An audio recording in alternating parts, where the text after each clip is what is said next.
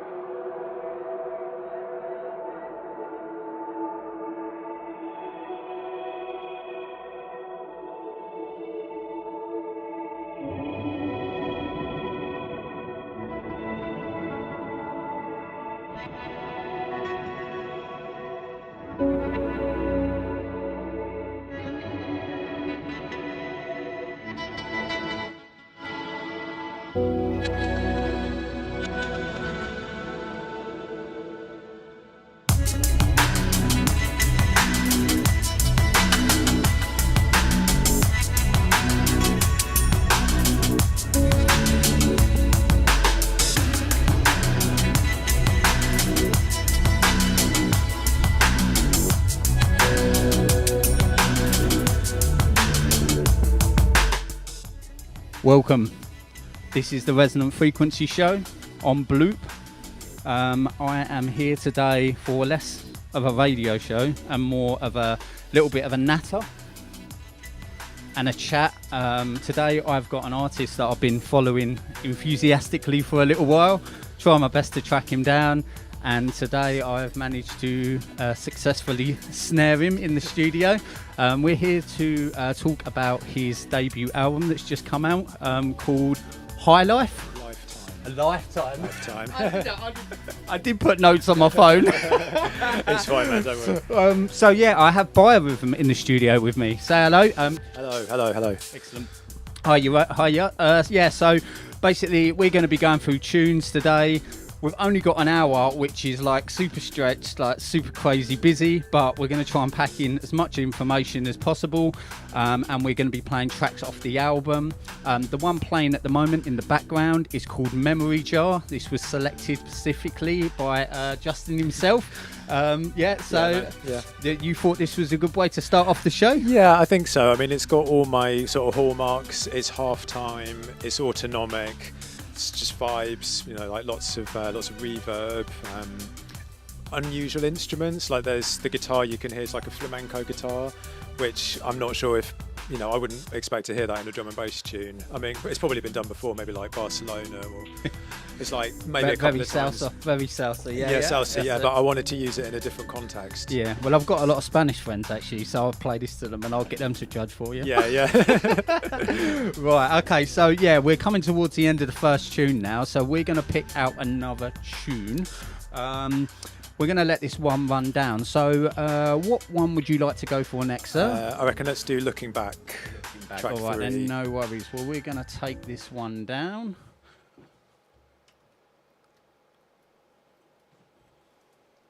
Yeah, that's the one.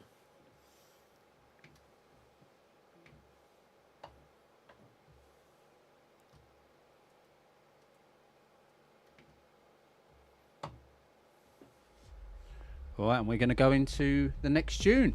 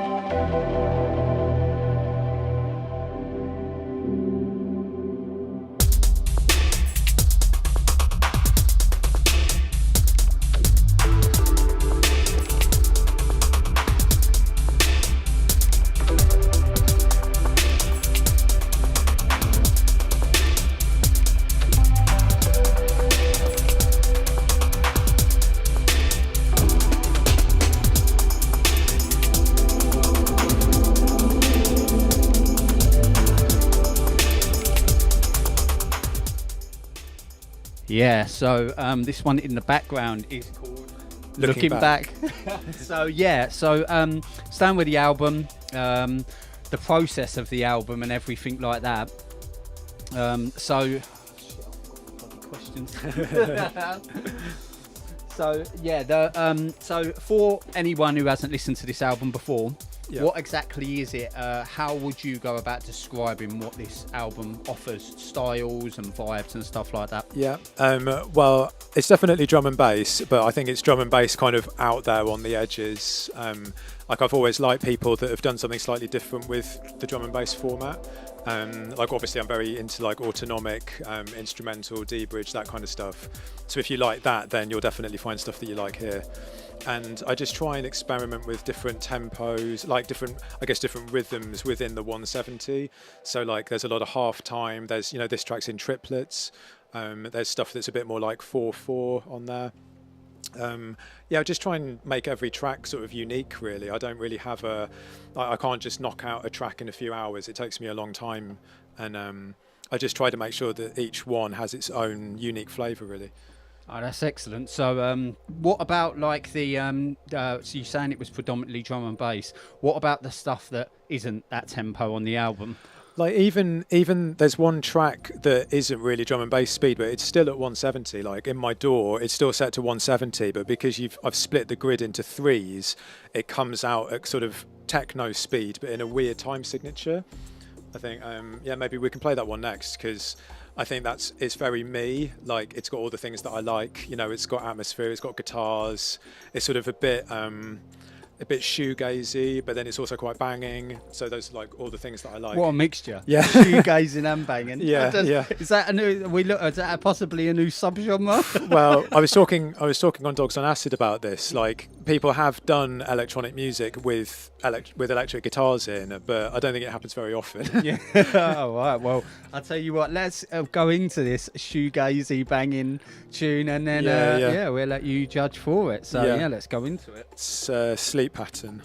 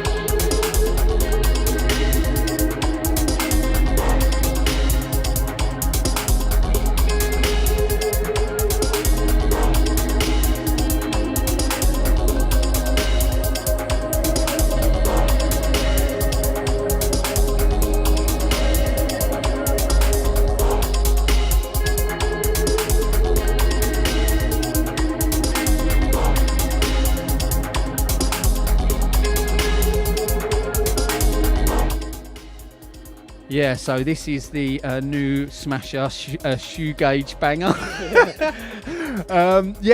You know what? I didn't even realise that was 170 when I'd listened to the album all that many times. Yeah.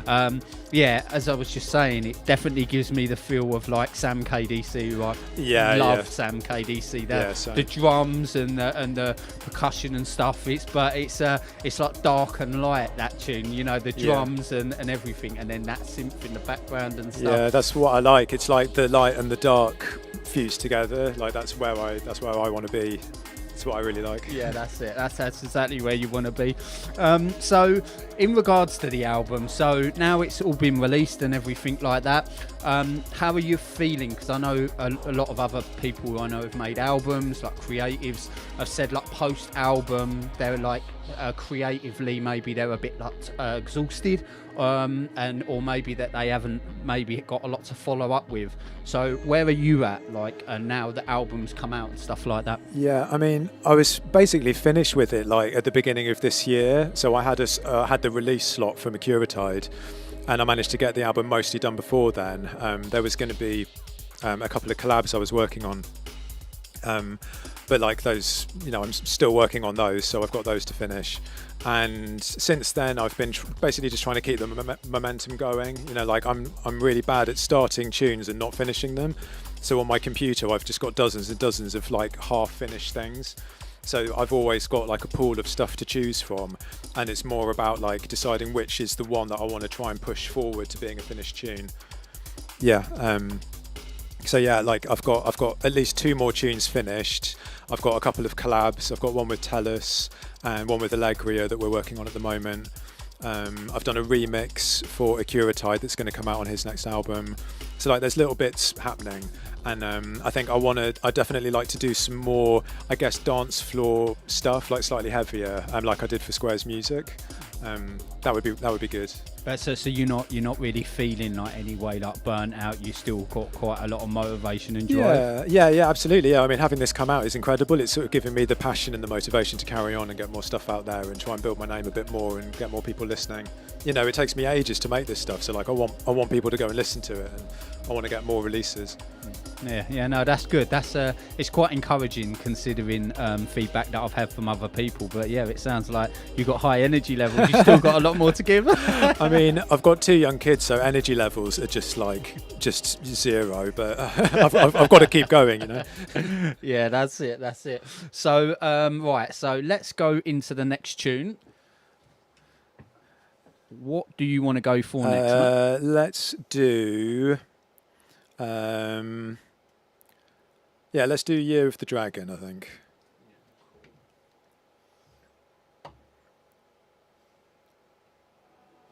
You will have to excuse me. I have no idea how to work CDJs. Justin's probably looking at me like, mate, you know, they put monkeys in space. Not at all, mate. I'm vinyl till I die. So just quickly, while we're running into the intro of this track, can you give us a bit of a background on the name? Well, when you hear it, you'll hear it's got a kind of Chinesey influence. Like I'm heavily into sampling. Like most of my tunes are based on samples, but I try and go for really like not obvious stuff, or like even non-Western music. So this has got sort of more traditional Chinese instrumentation in, and the name just sort of came to me. Like I thought I need something that's vaguely appropriate. Well, we like vaguely appropriate. Yeah. Well, we'll leave you with that sentiment and leave you to enjoy this.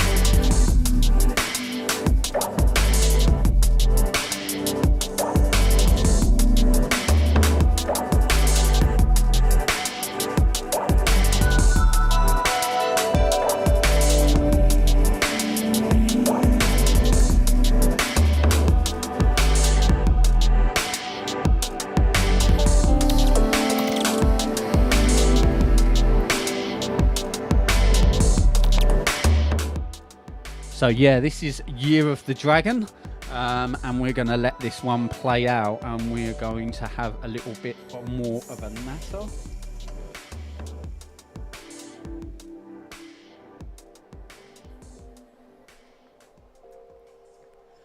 So yeah, let's talk us through, you touched on it earlier about the connection with modern conveniences. Do you want to go more into how that initially happened, how you got talking to Dan Akurvatide, and bits like that? Yeah, sure, yeah. So I go on Dogs on Acid quite a lot, which I'm sure you might know is the home for kind of middle-aged grumpy junglists on the internet. And I see him posting on there, like anytime there's a Modern Conveniences release, he would be on there promoting it, and like every single release was just so good. I thought, if I'm going to send my tunes to anyone, it has to be him, really. Like, I couldn't think of another label that I would rather be on or that would be into the sound that I was doing. So I think I had 5 tracks that I'd finished, and I was 39, so like my 40th birthday was coming up, and I thought, I've got to do something with this, because like I'm getting old. And I was like, I'm just going to send them to him, see what happens. So I sent him a message and was just like, hey, my name's Justin, live in England, I've got some kind of autonomic-y stuff that I've made, it would be really great if you could have a listen. And he checked it out, and he just came back immediately and said, these are like the best demos I've been sent for a long time. I want to do a release with you. And that was just like the magic moment that I've been dreaming of. It was even better than, I never thought that would happen, to be honest, because like when you make this stuff, all I hear is the flaws in it, or I think, I wish I'd done that better, or, it's not as good as this person. So to have him come back and say, no, this is really good, I want to release this, that was like a big moment for me. Did you feel that had an impact on your productions as well, getting that sort of feedback from someone? Do you feel that gave you an opportunity to invest more time in the music, or did you like a turning point in the production side as well? Yeah, I think the two happened sort of side by side. I felt myself getting more confident with the production, so then I felt more confident to send the tunes out, even though I was still a bit like, I could have done better there.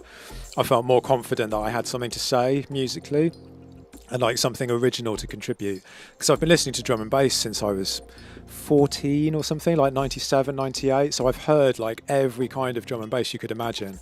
And I thought, if I'm going to do this, I need to do something different, or at least like original. So I sent him the stuff, and when he came back and said, like, this is really fresh, this is really interesting, that made me think, okay, maybe I do have something, maybe I could be a producer. Even though I find it really hard and it takes me ages, at least I feel like I've got something to say musically. I love your honesty. I mean, I find it really hard, it takes me ages, but I'll get there in the end. Basically. No, that's really cool. So like moving forward, do you envision yourself like dealing more with Dan in the future, now you've got like a good relationship built up? Yeah, absolutely. I mean, this is the thing about being on a label that maybe you don't appreciate, is like, he's got a vision for the label, like he knows what he wants in the music. He was the one that suggested I do an album, like he was the one that said, I want you to do this. He was helping me all the way through. I would send him stuff and he would say, I think this is good, but maybe you could try doing something slightly differently, or maybe you could try this, try that. So having someone of his caliber who like really knows what he's talking about and makes incredible music, having him kind of mentoring you is just like invaluable. Need to say a big up to him for that. And I think and then it just gave me more confidence as well, because I know the tunes that he likes and the sounds that he's presenting on his label. So I'm kind of thinking, okay, like I've got all these different ideas, which one should I finish? I think that's the one that's gonna, really have that Modern Conveniences sound. No, that's really cool. That's cool. Well, thank you, Dan. Thank you for giving us Biorhythm. I appreciate that, and I'm sure a lot of other people do too. So let's have a little think about what we want to play next. Why don't you have a little pick ski? I think let's maybe go a bit more relaxed, and we'll do the next one, Searching for Sunrise.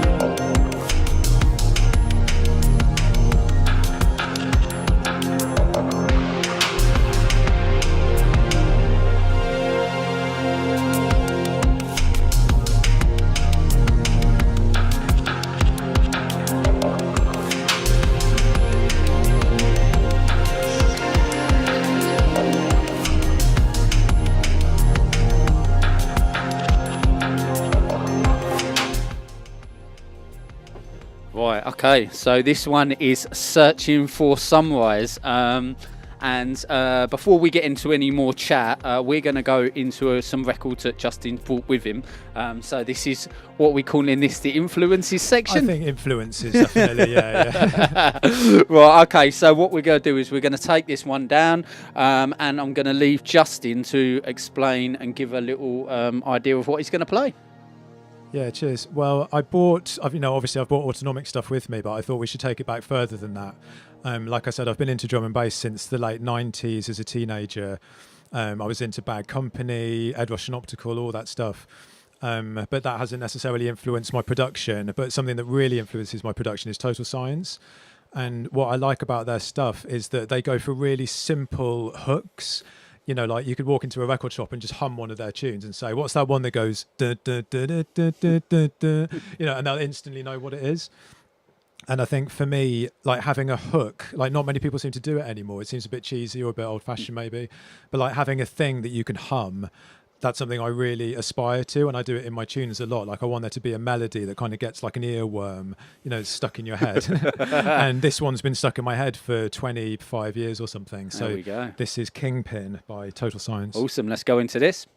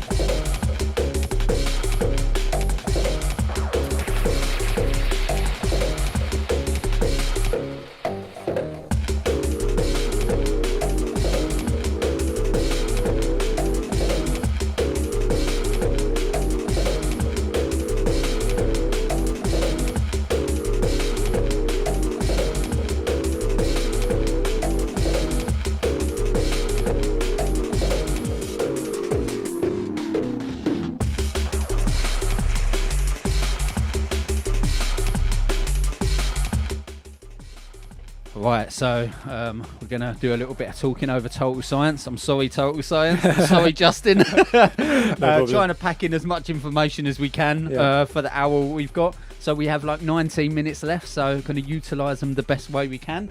Let's talk about the album process, like start to finish.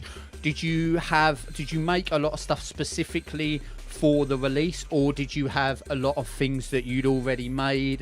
Talk us through how it came together. Yeah, it was probably about 50-50. No, actually, maybe like, I think I had 4 tunes that were sort of in existence before Dan suggested I do an album. And in fact, the next one that we're going to listen to, I'd already basically written that before my first EP came out. I wasn't quite happy with the mix down, so I didn't send it to Dan originally, but it was, it existed. And we heard Looking Back earlier, that was something that I started years and years ago, but I just didn't know what to do with it. And my skill level wasn't really high enough to push it to where it needed to go. So, like, again, we haven't really talked about why it's called Lifetime. Like, one of the reasons is because it's taken me basically my whole life to make it. I was wondering that actually after your references throughout the interview. Like, I got my first keyboard when I was 14 or something, and then I got a sampler when I was maybe like 15, and I was just, I really struggled with it. I knew I loved music, but I couldn't really finish anything. I would just have an idea and start it, and it just wouldn't go anywhere. So, like, partly why it's called Lifetime is because it's taken me this whole time to get to the point where I could finish it. But to answer your question, there was maybe like 4 tunes that existed before I started working on it, and then 8 tunes I wrote sort of last year, basically 2024. Some of them came together really quickly, like Farewell I wrote in about 4 hours, and then other tracks took much longer, and there was a bit of back and forth with Dan, and he would suggest little things to tweak. So this is where I'm confused. So you're saying Lifetime, but yet you're saying you put tunes together in 4 hours. Like, what is it? That one's different because it's ambient. I think it's only got about 6 audio tracks in the door. Oh, okay. If it's more involved, then it does take me a long time. On average, how long do you feel that it takes you to start to finish on a track? God, I think maybe like if I'm getting a good groove, I can do one in a week. So I think Endless Night I did in a week, and I felt pretty pleased with that. So that's not bad going then, considering like the I know that I've heard in interviews and read in interviews about producers who generally do take a hell of a long time to or don't even ever finish tracks. So plenty of those from that as well. Perspective, you're doing all right, Yeah, I guess so. Yeah, maybe it just feels like it takes a long time because I've got kids as well, so I've only got maybe like an hour in the evening that I can put into it. If I could sit down and just do it all day, maybe I'd be more productive, but it has to be done in like little chunks. Do you find that it takes you a little while to get into the groove when approaching a track? Yeah, definitely. Yeah, I have to sort of force myself to get into it. Like, I'll procrastinate for ages, and then when I actually get in the door, suddenly I'll get hooked on something, and then I'll just, I'll be in the music making zone for like 90 minutes or however long I've got, and at the end of it there might be an idea or something that I can then take further the next time I'm sitting down. Nice. Well, there we go. Well, I suppose it's all about make the situation work for you, and you've managed to make an album out of it. So somehow, yeah. I'm still not sure how. Right. Okay. So in the background, we have started the next track, which is called Future State of Mind. Okay. So we're going to take the talking down for a little while. We're going to let this one play.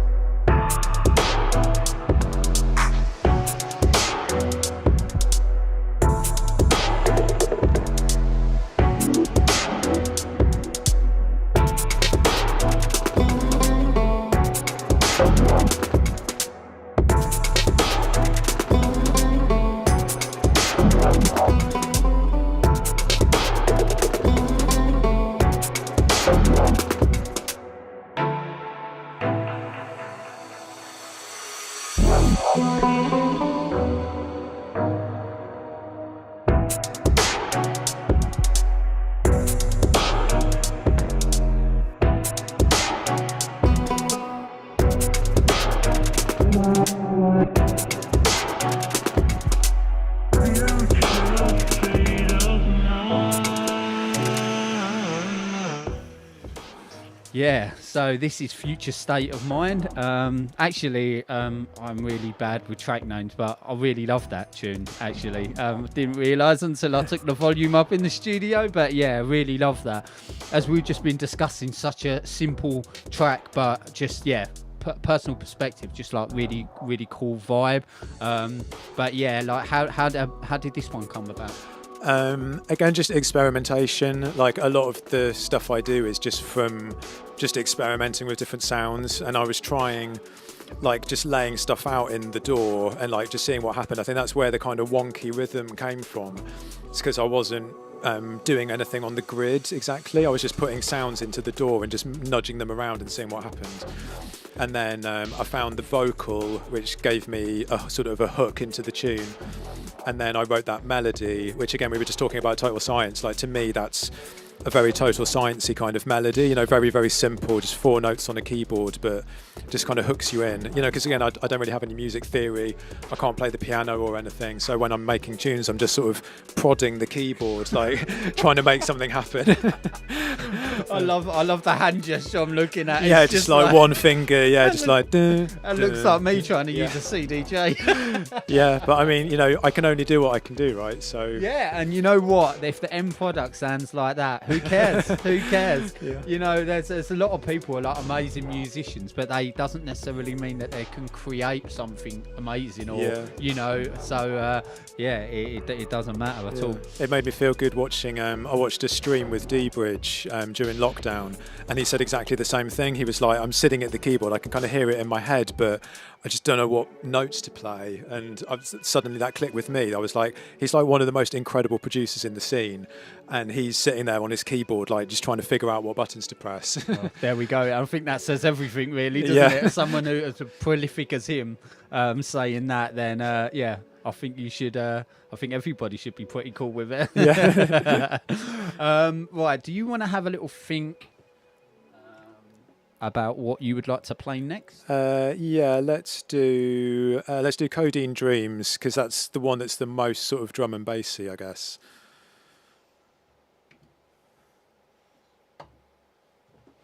How would you define this is the most drum and bassy?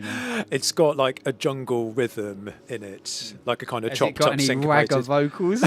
Yeah, it's got gunshots. It's got like a dub side note. Yeah, and it's got an Alsatian as well. Yeah. No, it's basically what I normally do. It's all the weird kind of ambient shoegazy stuff, but with a jungle rhythm in as well. Awesome. All right, well, we're going to take the talking down and let you listen to this, and then we're going to go into the last 10 minutes of the show.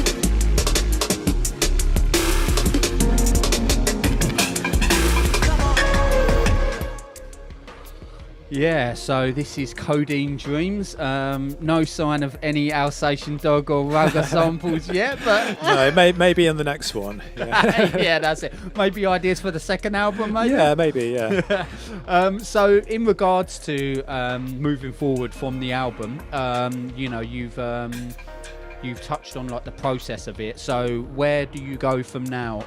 You mentioned earlier about stuff that you're working on. Yeah. What can we expect from you in the future? So there's a track that I collaborated on with Acuratide that will be coming out on one of his releases soon. And then I've remixed a track that Acuratide did with Loomis called Somehow that was on his last album. Mm-hmm. So that's coming out. I'm not sure when, but definitely look out for that one. That's more drum and bassy, I would say. It's pretty banging. And then I sent it to Dan, and he was like, "That was not what I was expecting from you." I thought I wanted to go a bit heavier and sort of show that I can do like proper drum and bass when I want to. Yeah, proper drum and bass. Yeah. So yeah, that'll come out soon. Then I've got collabs with Allegria and Tellus, which I'm working on at the moment. Again, big shouts to them. They're just like phenomenal producers. Again, it's just a dream for me to be working with these people. Dan put me in touch with them, so I'm looking forward to that. And then I've got more stuff that's kind of like this, like album vibes, but then I'm also working on stuff that's a bit darker, a bit more like the stuff I did on Square's Music. So I think maybe I've got another EP's worth of autonomic stuff on ready, and then I might switch and try to do something a bit darker. Do you envision that like your sound is going to stay similar, so anybody who's listened to this album within the next year or so of releases, can they expect more of what we've been playing today, or can you expect, obviously apart from the crazy heavy thing that you just spoke about, like along the same lines? Yeah, absolutely. I mean, like, I can only do what I can do, really. Like, it's going to come out, even if I try to do a Paradox tune or a Caliber roller or something, it's going to come out sounding like me at the end of the day, because I can't really do it any other way. So like, even if I do something darker, I think it's still going to have my aesthetic behind it. Like, I'm drawn to certain kinds of breaks. Like, I don't want to use the same breaks that everyone else is using. Like, I'm not going to do a sort of amen smasher. You basically just go and take something off someone's sample pack. Yeah. Like, I want to try and contribute something original. So whatever I make, I'm hoping it will be sort of distinctively me. Well, that's it. That's what we call having an identity. Yeah.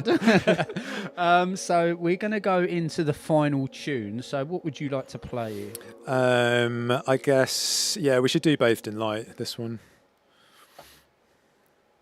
Yeah, so this is a kind of bit more dubby thing that I made. Excellent. Well, we're going to let this play, and then we're going to have a quick chat in a sec.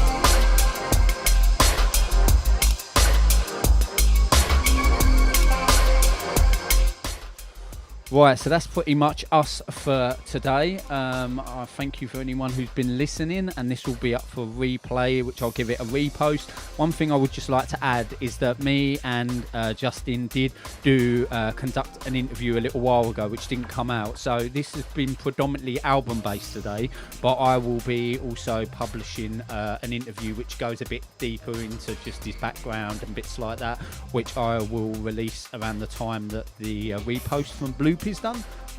But yeah, thanks Justin for coming down today. I appreciate your time. Been loving the album. And then yeah, is there anything that you want to say before we go?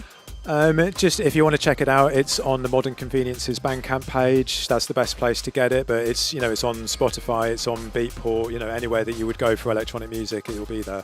And yeah, just a big thank you to anyone that's listened, everyone that's bought the album, and yeah, shouts to Dana Curatide for signing me in the first place. Big shouts to you for all the support you've given me. You put me in touch with Dan Uneven. So yeah, just big thanks to everyone. Excellent. All right then, awesome. Well, thank you very much for listening. Thanks for Justin for coming down, and I will catch you again soon. Bye.